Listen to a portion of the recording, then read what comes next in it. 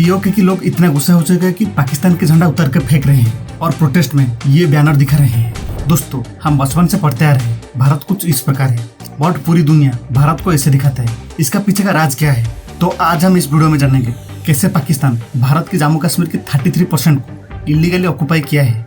क्या भारत पीओके को वापस ला सकता है? अगर आज भारत जाए पीओके को वापस लाने के लिए तो क्या क्या मेजरमेंट लेना पड़ेगा या क्या क्या चीज करेगा कि पीओके हमारे पास वापस आ जाए? अगर पीओके हमारे पास वापस आ जाता है तो इससे हमको क्या एडवांटेज मिलेगा इंटरनेशनल लेवल पर? दोस्तों, मैं भारत की ऑफिशियल मैप को मानता हूँ। अगर वीडियो में कहीं पर पीओके को पाकिस्तान के साइड पर दिखा रहा हूँ, बस आपको समझाने के लिए, बट पीओके हमारा है और हमेशा हमारा ही रहेगा। पाकिस्तान कैसे पीओके को इलीगल ऑक्युपाई किया, इससे जानने से पहले हमको जानना पड़ेगा आखिर जम्मू कश्मीर कैसे बना। दोस्तों, जम्मू कश्मीर को 1846 में बनाया गया था ट्रीटी ऑफ अमृतसर के थ्रू, जो ब्रिटिश ईस्ट इंडिया कंपनी और महाराज गुलाब सिंह के बीच में साइन किया गया था। महाराज डोगरा डेंसिटी का फाउंडर थे और उन्होंने पहले जम्मू कश्मीर का राजा बने। महाराज गुलाब सिंह ने ब्रिटिशर को 7.5 मिलियन नानाशाही रुपीस दे करके कश्मीर वैली, बाल्टिस्तान, कारगिल और लेह को खरीद लिए और उनका एडमिनिस्ट्रेशन में पहले से ही जम्मू था। और बाद में महाराज के आदेश पर उनकी सेना ने गिलगिट और पामीर को कॉन्कोर करके अपने राज्य में मिला दी। और फिर बारी आता है महाराज हरि सिंह की। वो उनकी अंकल महाराज प्रताप सिंह की डेथ के बाद जम्मू कश्मीर का राजा 1925 में बनते हैं। दोस्तों, ऐसे होते होते बात आ जाता है 1947 को, जब ब्रिटिशर ने भारत को दो हिस्से में बांट दिया। पहले तो भारत था और दूसरी और एक न्यू कंट्री जन्म लिया था, दैट था पाकिस्तान। पार्टीशन से पहले इंडिया में टोटल 562 प्रिंसली स्टेट थे। प्रिंसली स्टेट का मतलब उन राज्यों में खुद का महाराज थे जिन्होंने खुद के राज्य को चला रहे थे या संभाल रहे थे, जैसे कि वो अपनी law and order, education, health and economy को खुद चला रहे थे, या कहे तो वो इंटरनली इंडिपेंडेंट थे और ब्रिटिशर उनकी फॉरेन पॉलिसी संभाल रहे थे। पार्टीशन के टाइम जम्मू कश्मीर का राजा थे महाराज हरि सिंह।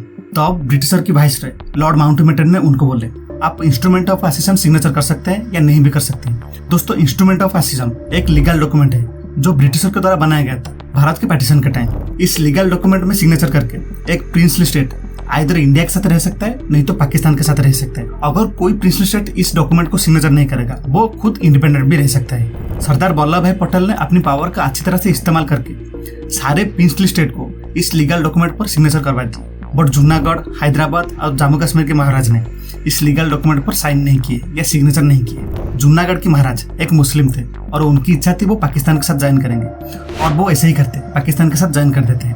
बट वहाँ पर जो पॉपुलेशन थे, वहाँ पर हिंदुओं की तादाद बहुत ज्यादा था, इसलिए जूनागढ़ के महाराज को बहुत समझा गया, बट वो ना समझे। बाद में इंडियन आर्मी ने उनको अच्छी तरह से समझा दिया, जिसके नतीजे जूनागढ़ के महाराज ने पाकिस्तान को भाग गए। और उसके बाद जूनागढ़ में एक प्लेबिसाइड किया गया। प्लेबिसाइड का मतलब लोगों की वोट लेना, यानी कि आप पाकिस्तान के साथ रहेंगे या इंडिया के साथ रहेंगे। ज्यादातर लोग इंडिया के साथ रहने में प्रीफर किए। इसके बाद जूनागढ़ को इंडिया के साथ मिला दिया गया। बट हैदराबाद के केस में कुछ अलग हुआ। उनके राजा मुस्लिम थे, इसलिए वो भी चाहते थे पाकिस्तान से मिलने के लिए। उनको बहुत समझा गया और बाद में वो एक स्टैंड स्टिल एग्रीमेंट पर सिग्नेचर की। इस एग्रीमेंट के तहत जो प्रिंसली स्टेट है वो जहाँ पर है वहीं पर रहेगा, 1 साल तक वहीं पर रहेगा, और 1 साल के बाद वो डिसाइड करेगा वो कौन सी कंट्री के साथ मिलेगा। हैदराबाद के महाराजा ने पहले देखे थे जूनागढ़ में इंडियन आर्मी जाकर के क्या क्या किया था, इसलिए हैदराबाद के महाराज ने इंडिया के साथ मिल जाते हैं। ब्रिटिशर जाने के टाइम और एक अच्छा काम किए थे, जो ब्रिटिश इंडिया की आर्मी था उसको 2 हिस्से में बांट दिए थे। एक मिला था पाकिस्तान को, दूसरे मिला था इंडिया को। बट उनके जो कमांडर थे वो ब्रिटिशर थे, जिसकी वजह से और भी बहुत सारी दंगा नहीं हुआ। नहीं तो अगर दोनों देशों की ब्रिटिशर कमांड नहीं होते तो शायद आगे चल करके और भी दंगा हो सकता था।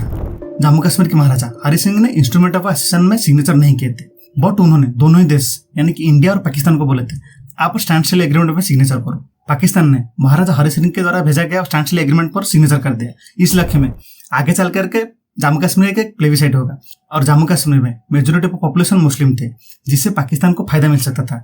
इसलिए पाकिस्तान ने स्टैंड स्टिल एग्रीमेंट पर सिग्नेचर कर दिया, बट इंडिया ने स्टैंड स्टिल एग्रीमेंट पर सिग्नेचर नहीं किया। वो जम्मू कश्मीर महाराज को बोले आगे चल करके थोड़ा नेगोशिएशन करते हैं। पाकिस्तान ने इंडिया के स्टैंड को देख करके और इंतजार नहीं कर पाया, वो खुद की थूक को खुद ही निगल लिया। जो standstill agreement Jammu Kashmir Maharaja के साथ सिग्नेचर किया था उसको इनकार कर दिया, उसको नहीं माना, और एक फोर्स बनाया आजाद कश्मीर फोर्स, जिनको उनकी आर्मी फुल सपोर्ट किया था for illegally invading Jammu Kashmir. दोस्तों, ये भी प्रूव मिलता है पाकिस्तान आर्मी के general Akbar Khan 4000 military rifle जो पंजाब पुलिस के लिए खरीदा गया था, उसको ये आजाद कश्मीर रिवर फोर्स को दे दिए थे। 22 अक्टूबर 1947 को पाकिस्तान उसकी फोर्स को इलीगली जम्मू कश्मीर में एंटर करवा देता है और उसके फोर्स ने जम्मू कश्मीर में घर जला दिए, बहुत सारे लूटपाट किए, इवन के तोड़फोड़ भी बहुत सारे किए, बहुत सारे रेप किए और लेडीज को उनके साथ में ले गए। कश्मीर पंडित के ऊपर बहुत सारे अत्याचार किया गया, उनको ज्यादातर टारगेट किया गया, उनके सामने उनकी फैमिली मेंबर को मार दिया गया, उनको छात से नीचे को गिरा दिया गया, झेलम नदी में फेंक दिया गया। ऐसे करते करते 26 अक्टूबर 1947 आते आते उस आजाद फोर्स ने 11,000 निहत लोगों को ब्रूटली मार दिए थे और बरमुला तक पहुंच चुके थे और जो मोहर पावर स्टेशन था उसको डिस्ट्रॉय भी कर दिए थे, जो श्रीनगर को इलेक्ट्रिसिटी सप्लाई कर रहा था। पाकिस्तान की अचानक हमले से महाराजा हरि सिंह की आर्मी ने स्टैंड नहीं कर पाए। महाराजा हरि सिंह ने तब इंडिया की मदद मांगी, बट इंडिया ने बोला अगर आप इंस्ट्रूमेंट ऑफ असेसन में सिग्नेचर करते हैं तो हम हमारी आर्मी को आपके देश में भेजेंगे आपको सुरक्षा देने के लिए। ये मैसेज इंडिया वीपी मेनन के थ्रू महाराज हरि सिंह के पास पहुंचाता है। बाद में महाराज हरि सिंह राजी हो जाता है इंस्ट्रूमेंट ऑफ असेसन में सिग्नेचर करने के लिए। 26 अक्टूबर 1947 को महाराज ने इस लीगल डॉक्यूमेंट पर सिग्नेचर कर देते हैं और जवाहरलाल नेहरू ने इंडियन आर्मी को बोलते हैं अब टाइम आ चुका है।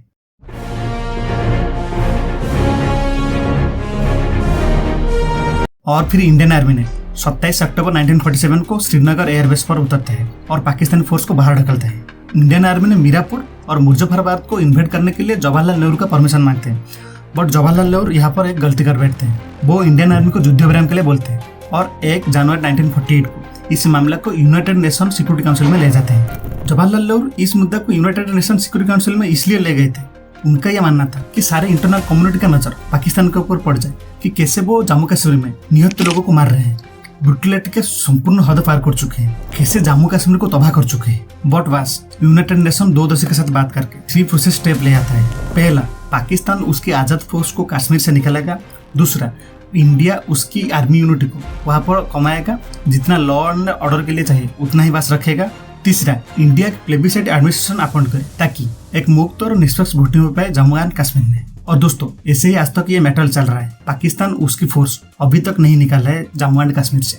तो दोस्तों इधर सवाल उठ रहा है, अगर पीओके भारत को मिल जाता है तो क्या क्या एडवांटेज मिलेगा भारत को। पहले तो इंडिया थियोरेटिकली अफगान के साथ बॉर्डर शेयर करता है, बट पाकिस्तान की वजह से प्रैक्टिकली इंडिया अफगान के साथ बॉर्डर शेयर नहीं कर पाता है। अगर हमको पीओके मिल जाए तो हम डायरेक्ट अफगान के साथ ट्रेड कर सकते हैं। सेंट्रल एशिया, रूसिया, यहाँ तक कि यूरोप के पास भी हम हमारे देश की जो प्रोडक्ट्स है या जो गुड्स है उसको पहुंचा सकते हैं। पाकिस्तान की वजह से वो नहीं हो पा रहे। मेरा मतलब हम प्रोडक्ट पहुंचा रहे हैं, बट वो हमारे जो सी रूट वहीं पर जा रहे हैं, वो जिसमें ज्यादा खर्चा आ रहा है। इजीली इंडियन आर्मी पाकिस्तान की वेस्टर्न फ्रंट को मूव कर सकते हैं। अगर कोई इमरजेंसी आ जाए तो direct gas line pipe project Tajikistan से सेंट्रल एशिया को मिल सकता है। चाइना को हम थ्रेट दे सकते हैं क्योंकि उसकी सीपीईसी प्रोजेक्ट हमारे देश के अंदर रहेगा। उससे यूज करके हम अक्सर चाइना को वापस पा सकते हैं चाइना से। अगर इमरजेंसी में पाकिस्तान को कुछ भी मिलिट्री सपोर्ट चाहिए तो चाइना उसको नहीं दे पाएगा क्योंकि भारत उसकी एयरवेज और रोडवेज दोनों ही बंद कर देगा। इंडिया में टेररिस्ट एक्टिविटी बहुत हद तक कम हो जाएगा क्योंकि आपको पता ही होगा पीओके में पाकिस्तान के बहुत सारे टेररिस्ट लॉन्च पैड है जिसको इंडिया हवा में उड़ा करके पाकिस्तान में भेज देगा। पीओके में पाकिस्तान की बहुत सारे हाइड्रो इलेक्ट्रिक प्रोजेक्ट है जिसको कैप्चर करके पाकिस्तान के अंदर इंस्टेबिलिटी क्रिएट किया जा सकता है। इसके अलावा पीओके में गोल्ड, कोल, चॉक, ग्राफाइट और बॉक्साइट भी है जिससे भारत की अर्थनीति को और भी ग्रोथ मिल जाएगा या बूस्ट भी मिल जाएगा। पर दोस्तों इधर सवाल उठ रहा है, पीओके को भारत को मिलाने के लिए क्या क्या पॉसिबिलिटी है, क्या क्या डिफिकल्टी भी आने वाला है। तो चलिए इसके ऊपर डिस्कशन करते हैं। इंडिया एक पीओके एडमिनिस्ट्रेशन और एग्जाइल सेटअप कर सकते हैं जिसमें पीओके की प्रोटेस्टर उसमें पार्टिसिपेट करेंगे और उनकी आवाज इंटरनेशनल लेवल पर फैलाया जा सकता है जिससे भारत को एक एडवांटेज मिलेगा पीओके को वापस पाने में। जम्मू कश्मीर लेजिस्लेटिव असेंबली में पीओके के लिए 24 सीट रिजर्व है और वो सीट अभी भी खाली है। जब पाकिस्तान पीओके को वापस करेगा तभी जाकर के वो सीट फिल हो, नहीं तो वो सीट नहीं फिल होगा। Jammu and Kashmir recognition act 2019 के हिसाब से उस वैकेंट सीट को फुल किया जा सकता है।